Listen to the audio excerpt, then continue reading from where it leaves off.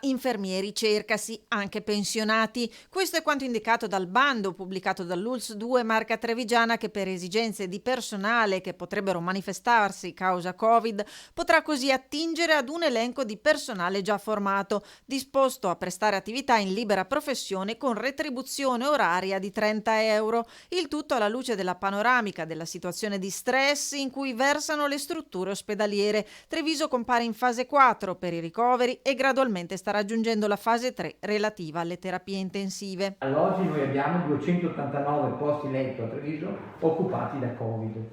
Si presuppone con questo andamento di arrivare alla fine, cioè in un periodo di picco, a 400 posti letto. Quindi immaginate quanto preoccupante possa essere per la situazione nel momento in cui noi non rispettiamo le regole. Abbiamo previsto con la Regione 116 terapie intensive. All'oggi, come sapete, sono occupate 21 in tutta l'ULSS, ma noi abbiamo ancora la possibilità di 50 posti letto. Intanto è in atto la riorganizzazione degli ospedali, con Oderso che da Covid-free attiva 4 posti in terapia intensiva e 30 posti per pazienti Covid. Vittorio Veneto, Covid Hospital, dove si mantengono le attività prioritarie e si interrompono gli interventi chirurgici per far posto a 8 posti letto Covid. Castelfranco resta Covid-free e si attrezza con un nuovo Covid Point. Abbiamo deciso, soprattutto per alleggerire Altivole, di aprire, ringrazio il sindaco Marcon, un ulteriore punto Covid a Castelfranco Veneto.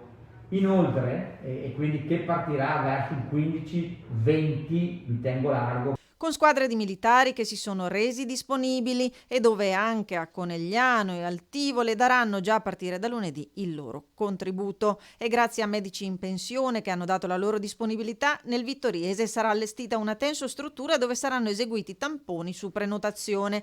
Una macchina, quella relativa ai tamponi, che nella Marca riesce ad eseguirne 5.000 al giorno e si potenzia grazie al contributo di medici di medicina generale e pediatri, ai quali saranno distribuiti 646 kit di tamponi composti da visiere, mascherine, tute e test rapidi. Saranno formati grazie ad un video messo a punto dal professor Roberto Rigoli, primario di microbiologia al Cafoncello.